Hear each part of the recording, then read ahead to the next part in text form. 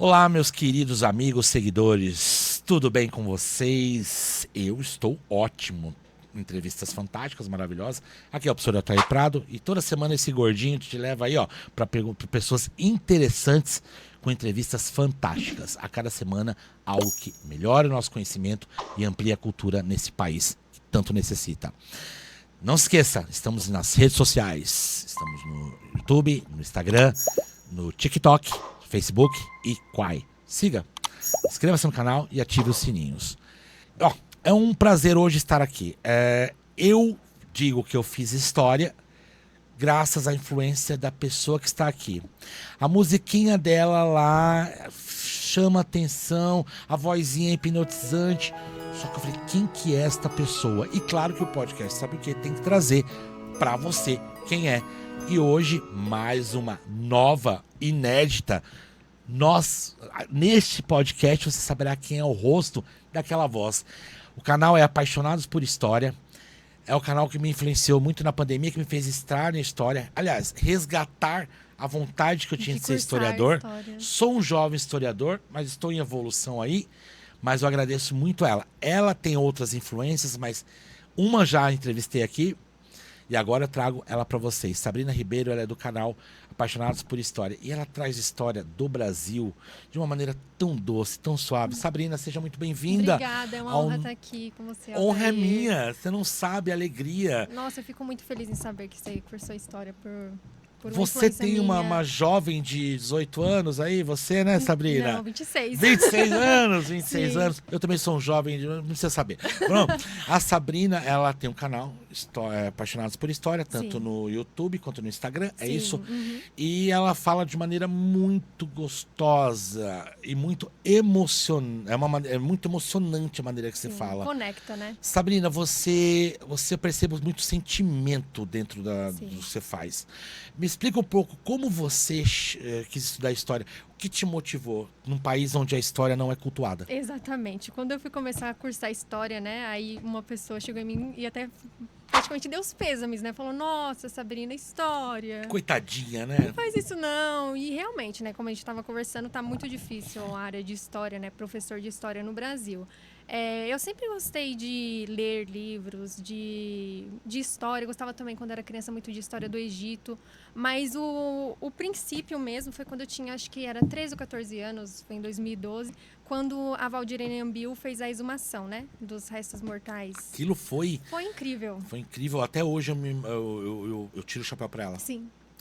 Aí eu comecei a pesquisar, nossa, quem é Leopoldina, Dom Pedro I? Eu já sabia, mas aquele básico da escola, que a gente sabe assim, passa bem por cima, né?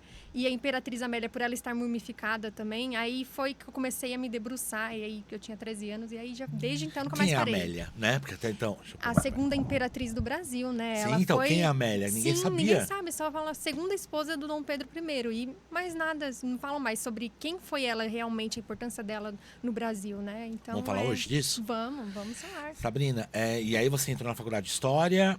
Sim. E foi. E você... Sim, aí é uma delícia, gente. Estudar História, para quem ama, é muito gostoso. Foi maravilhoso. E, principalmente a história do Brasil. A história do Brasil, ela é muito rica. Sim. A gente o fala, Brasil é muito rico. A gente fala história. assim de Freud. Porque o Freud tratou a mãe do Felipe. Freud tratou o neto Dom Pedro II. Sim, ou seja, nós temos uma história tão rica e o Brasil não mostra. Não. A mãe da Imperatriz Leopoldina, ela que financiou o Mozart. Sim. Ela financiou o Mozart, gente. Se a gente parar pra pensar, o Beethoven compôs uma música pra mãe da Imperatriz Leopoldina, em homenagem a ela, porque ela financiava esses grandes compositores naquela época. A Imperatriz também era muito boa na ajudar os pobres. Ela tinha muito... Ela ficou endividada, né? Sim. Ela faleceu endividada, portanto, ajudar as pessoas. Que ela vai não chegar lá. Dizer, não. Vamos. Vai chegar, porque hoje vai. Tem muita coisa. Eu tô adorando. Sabrina, como você realiza uma pesquisa? Porque a gente vê o seu trabalho, ele é muito impecável.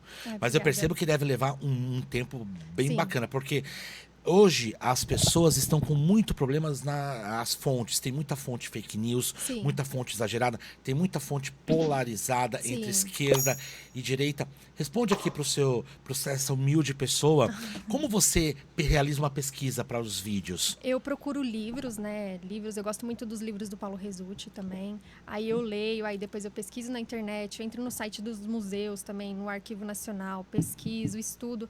Tem vídeo que demora 4, 5, 6 meses para ficar pronto, porque eu preciso ter certeza, né, do que eu tô falando. É um medo de história. As pessoas, você tem que ter muita certeza vai colocar. Sim.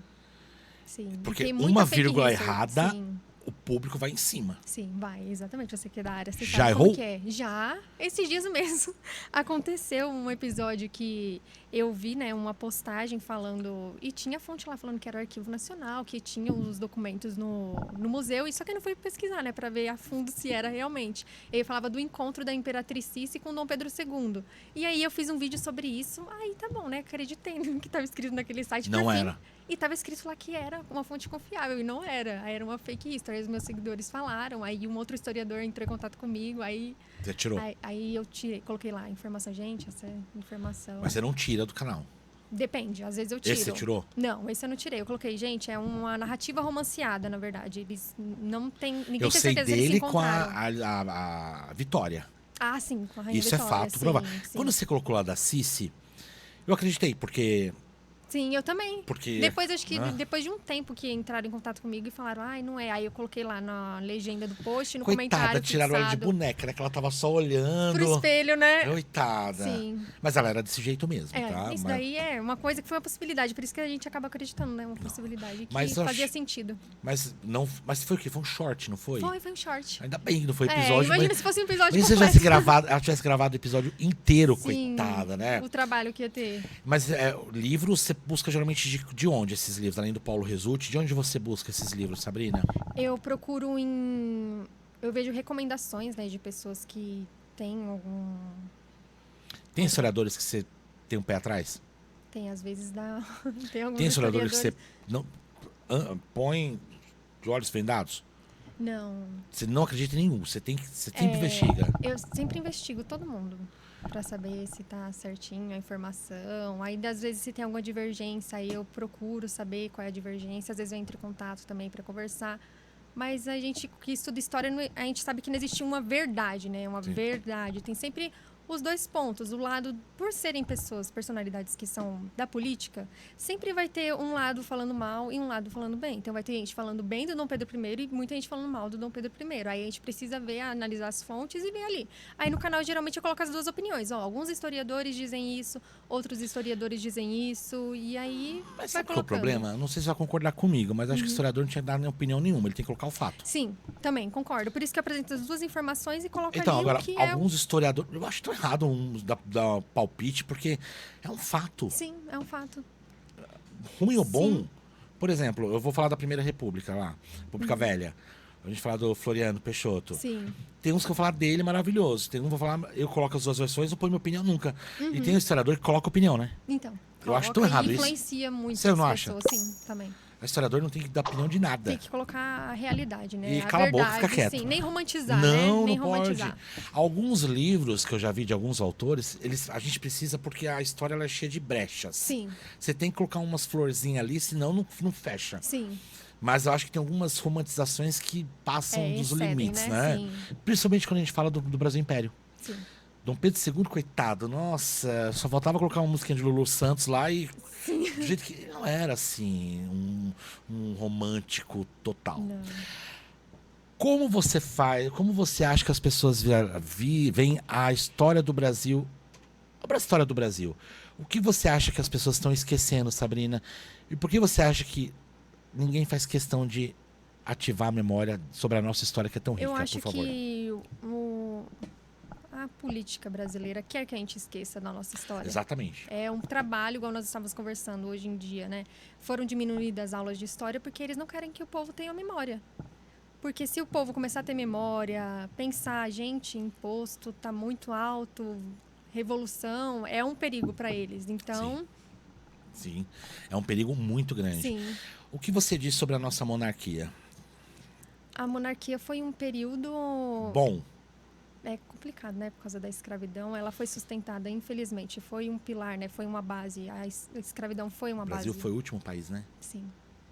É. Você acha que, se não fosse isso, teríamos bons elogios para falar da monarquia? Sim, na questão da potência mundial que o Brasil foi na época do Império, a representação, o respeito que o Brasil tinha lá fora perante os ingleses, os franceses, o Brasil era equiparado mesmo com esses países de primeiro mundo, estava em evolução e chegando lá. Era um país...